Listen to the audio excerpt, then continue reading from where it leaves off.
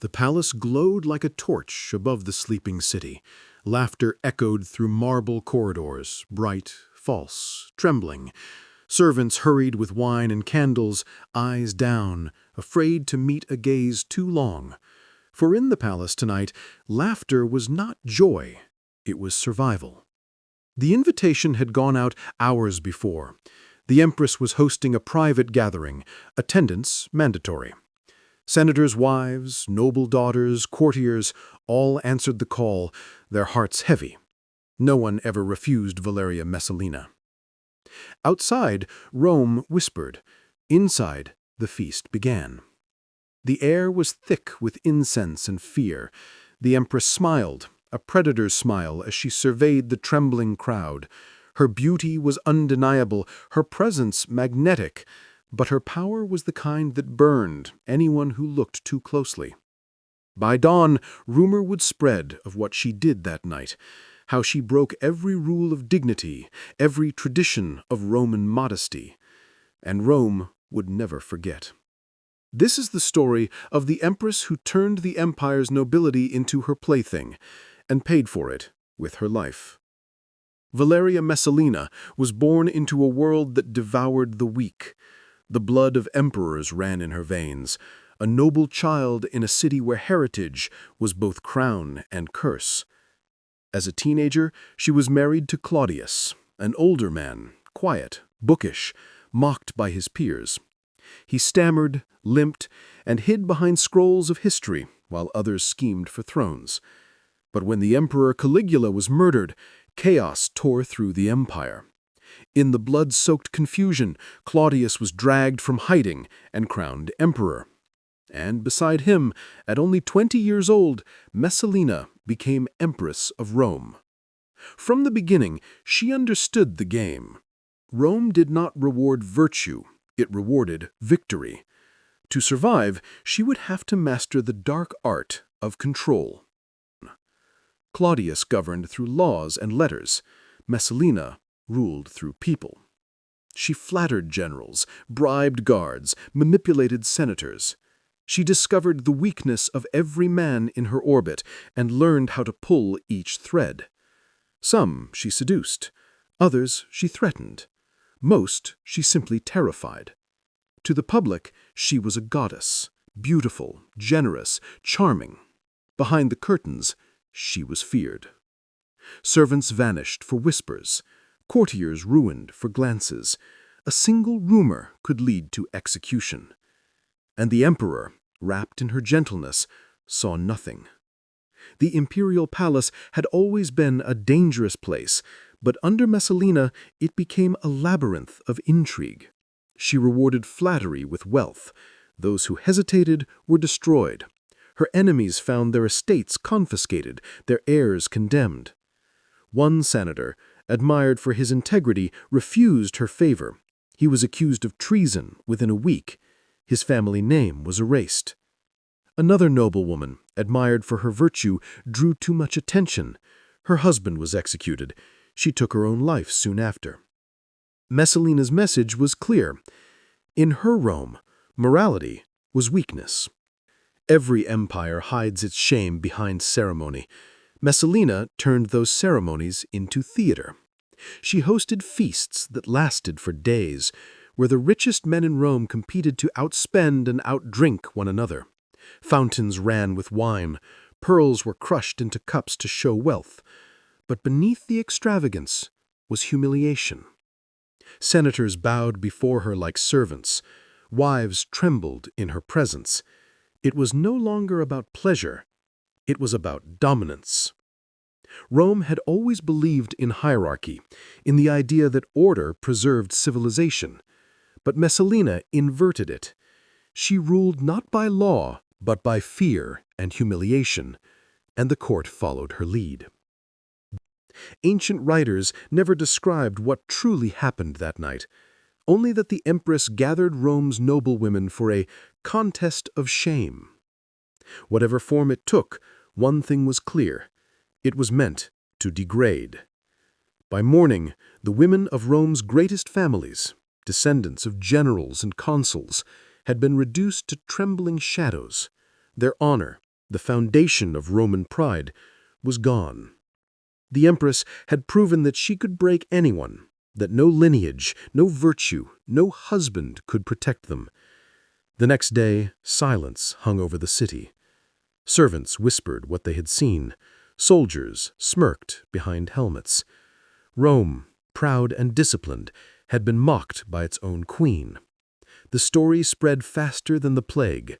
It became legend before noon. Claudius was not cruel, but he was cautious. He had learned early that survival depended on silence. He preferred not to see what his wife did. Her charm disarmed him. When senators whispered warnings, he smiled and waved them away. "She is loyal," he said. "Rome loves her." But Rome did not love her. Rome feared her. And fear, once turned inward, becomes rebellion. Among those plotting her downfall was Narcissus, one of Claudius's freedmen, clever, ruthless, and fiercely loyal to the emperor. He saw what Messalina's power was doing to Rome.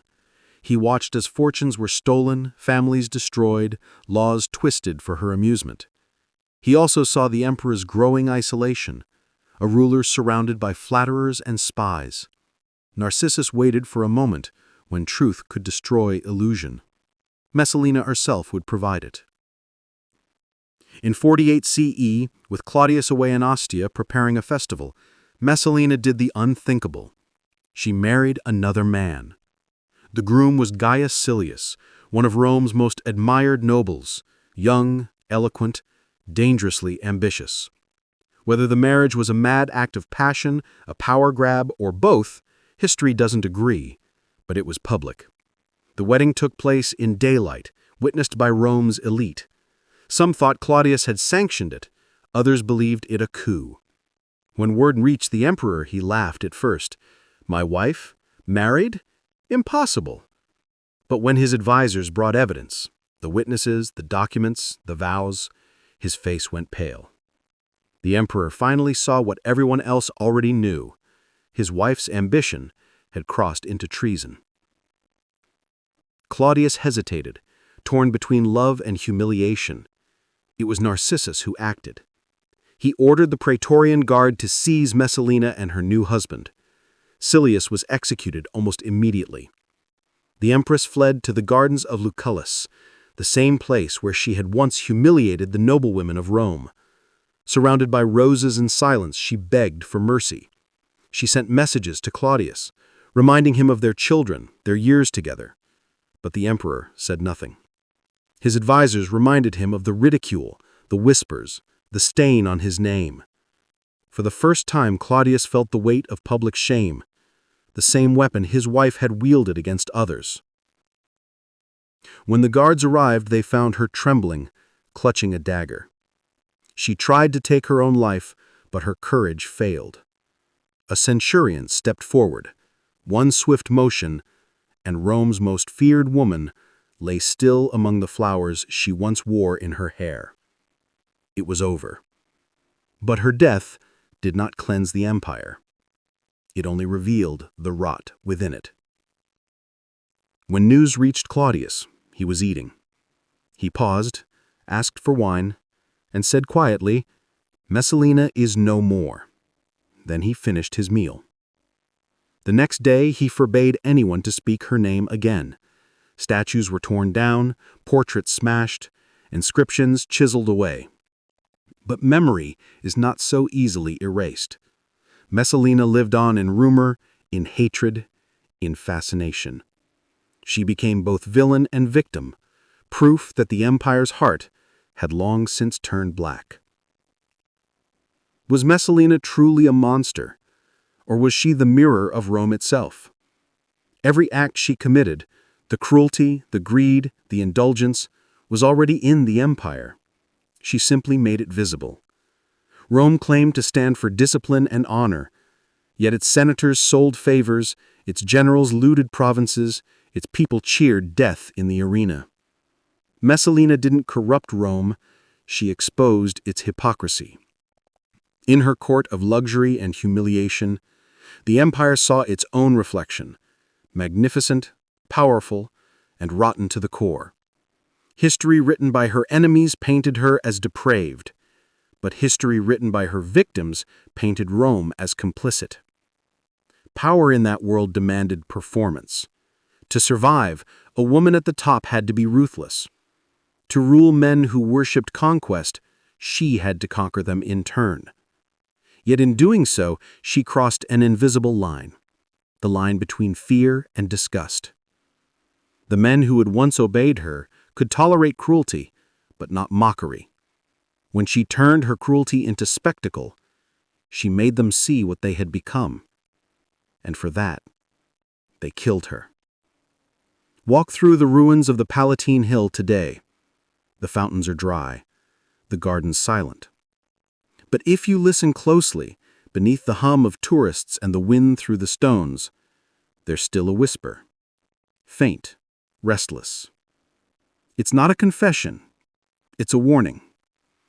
That power without restraint always consumes itself.